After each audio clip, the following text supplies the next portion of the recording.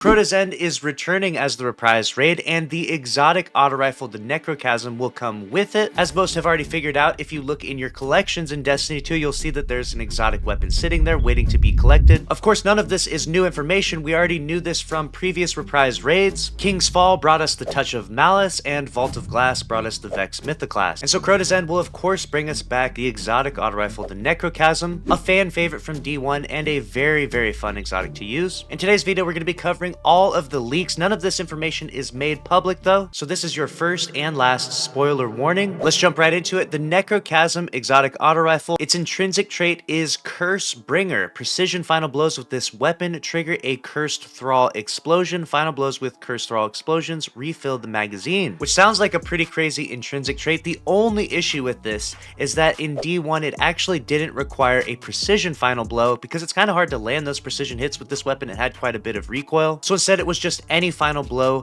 triggered a Cursed Thrall explosion. So Bungie has now tweaked this exotic auto rifle to make it for precision final blows. If you do land that precision final blow on an enemy, they will explode with that Cursed Thrall explosion, which was really powerful in D1 and will hopefully be very powerful in D2. Those explosions can then kill nearby enemies, and in D2 now, that will then refill the magazine, which is a new added intrinsic trait that didn't exist in D1. Sounds like you'll just be able to run around spraying this thing like a wild fireman's hose, just mowing down ads with explosions going everywhere, as long as you're able to hit those crits. Let me know if that has you excited for the return of Necrochasm into Destiny 2. The weapon perks are Arrowhead Break, which is going to give us that vertical recoil, ricochet rounds, which will increase the stability of it, and then we have the perk Desperation, which sounds very similar to Desperado. Desperation reads, reloading after a precision final blow or a final blow with a Cursed Thrall explosion increases your rate of fire and improves stability and aim assist. Okay, that sounds actually really crazy. You're going to get an increase to the fire rate of this. If you don't remember, in D1, I believe this was a 900 RPM auto rifle, something that we actually don't currently have in Destiny 2. Bungie decided to leave the 900 archetype auto rifles back in D1 and give that 900 RPM speed to SMGs in Destiny 2. And if you look at the stats over here for the RPM, I don't even understand what this is. It says 100? This thing is about to just be absolutely spraying bullets left and right with potentially the craziest RPM after reloading when getting a kill. This thing sounds like it'll be extremely good and extremely fun to use. Definitely looking forward to that. Many people have speculated whether or not it's tied to a quest or whether or not it's a random drop. Given Bungie's history with reprised raids, I feel like it'll probably be a random drop, but fingers crossed that it's a quest because, I mean, RNG can be very fickle and it can be frustrating to have to wait several weeks or even months just to get the exotic auto rifle. Moving on now to other things that have been leaked, let's take a look at the armor that you'll be getting from Crota's End. Obviously, Joe Blackburn previously stated that they would be giving us the green spiky armor, but since data miners have found the exact images, we might as well take a browse through them. First, let's look at the most important armor piece, which is the helmet. Let's look at the Crota's End armor for the Titan, the Warlock, and the Hunter. I love the aesthetic of all of these. If I had to pick a real winner though for the one that looks the best, it's definitely going to the Warlock. Moving on down from the helmet, let's look at the gauntlets for the Titan, the Warlock, and the Hunter as well. All of these look really, really nice. I feel like the Titan has the best gauntlet overall for this set. Now let's move down to the chest piece for all three classes. God, all of them look so good, but again, I have to give the winner of this one to Warlocks. That Warlock chest piece just looks so nice. And now let's check out the boots for Titan, Hunter, and Warlock for the Crota's End armor set. And I don't know, I'm just kind of a sucker for those green spikes, so I'm going to give the boots to the Titan on this one. And then lastly, of course, we have the class item, and obviously the class items are quite different from Titan, Hunter, and Warlock, but I feel like the Hunter probably has the best class item overall. Let me know what you think down in the comments below. Are you hyped for the Crota's End armor? Now we're going to move on to some other leaks, but keep in mind that a lot of times people make fake leaks. So the stuff that we have covered previously is for sure good stuff. It comes from quite credible sources, but the stuff we're about to cover is a little more speculative, so just take the stuff we're about to cover with a grain of salt. Next up, we have the Sword Logic trait, which reads, final blows with this weapon grant bonus damage. The strength and duration of the bonus increases when more powerful targets are defeated. Also available as an enhanced perk for weapon crafting. Alright, that sounds just absolutely nuts. I wonder just how much that can ramp up to. And next up, we have the Origin trait reading Cursed Thrall. After defeating a target with a melee attack, final blows with this weapon cause targets to explode for a short duration. Alright, that just sounds like the coolest Origin trait ever. That sounds easily like the most powerful Origin trait we've ever had. Do you imagine just running around throwing your baby hammer, getting one melee kill, and then the next weapon kill you get explodes enemies like a Cursed Thrall? Now let's take a look at some of the weapons that you'll be acquiring as you beat the reprised raid Crota's End. First up, we have the auto rifle, the Abyss Defiant. This is what it will look like in game. Next up, we have the Word of Crota. Then we have the machine gun, the Song of Yut, the pulse rifle, rifle, the Oversoul Edict. The shotgun is named the Swordbreaker, and the scout rifle that's called the Fang of Yut. Now let's look at all of the different perk combinations for each weapon that's coming back with Crota's End. First up, we have the Word of Crota hand cannon. It's going to be a Void 180 RPM hand cannon with the Cursed Thrall origin trait, and then the powerful perks in column 1 will be Dragonfly, Rangefinder, Demolitionist, Subsistence, Killing Wind, Repulsor Brace, and Enlightened Action. In the perk column number 2, we'll have Rampage, Box Breathing on a hand cannon, Adrenaline Junkie, Focus Fury, Destabilizing Rounds, Precision Instrument, and Sword Logic. Once we know exactly what the god roll will be for each of these weapons, of course I'll be bringing you a video and demonstrating just how powerful these weapons are, so make sure you're subscribed to the channel with notifications on. Moving on to the next weapon now, we have the Swordbreaker shotgun. This is going to be a strand, lightweight shotgun with the Cursed Thrall origin trait. Column 1 is going to have Slide Shot, Threat Detector, Demolitionist, Subsistence, Elemental Capacitor, Fragile Focused, and Pugilist. In the second powerful column, we'll have Opening Shot, Surrounded, 1-2 Punch, Golden Tricorn, Hatchling, Barrel Constrictor,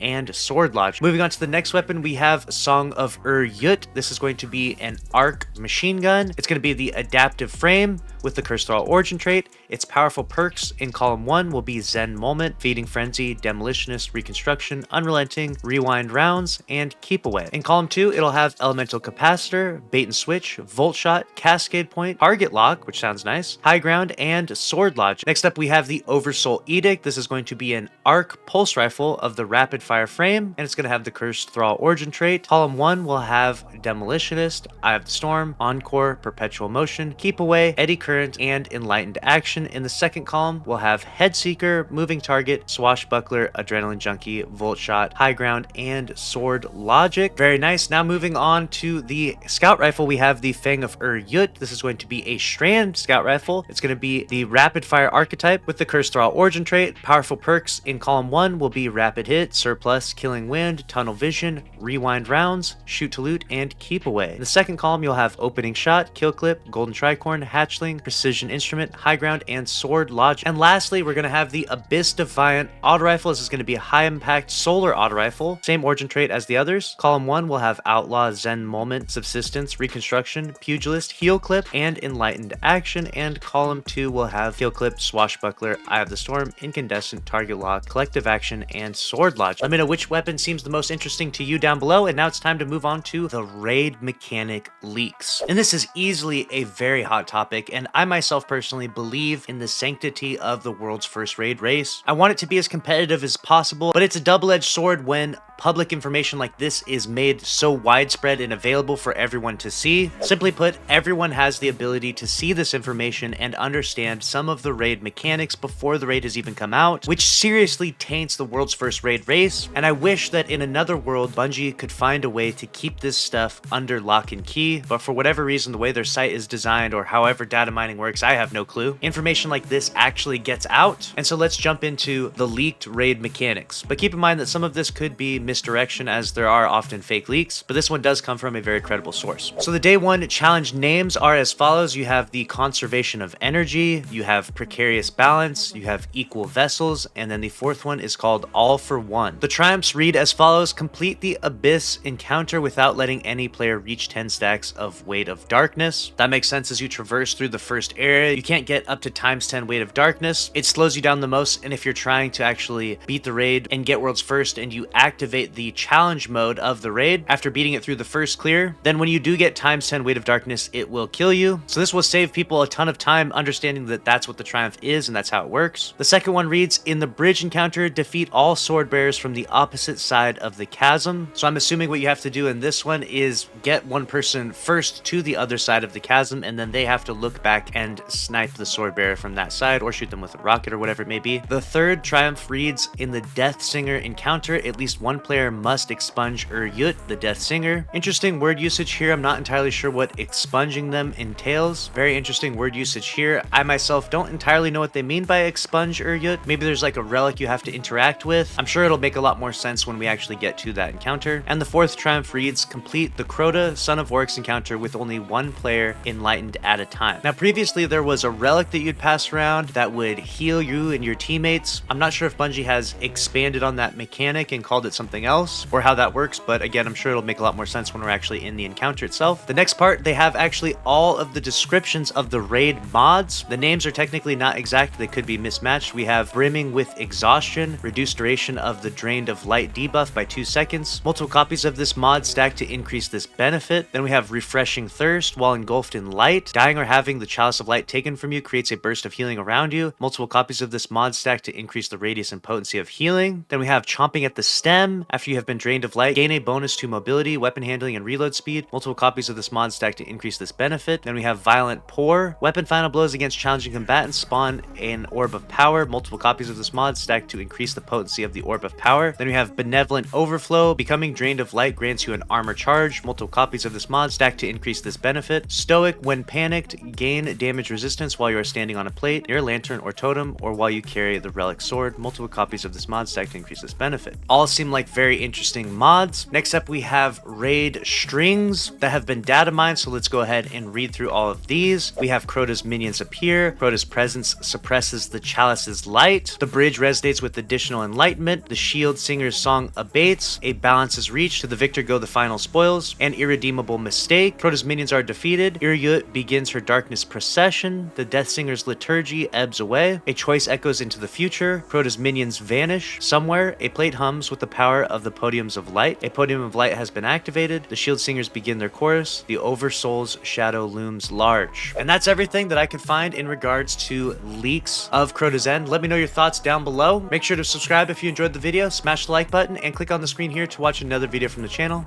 As always, thanks for watching. I'll see you in the next one. Later.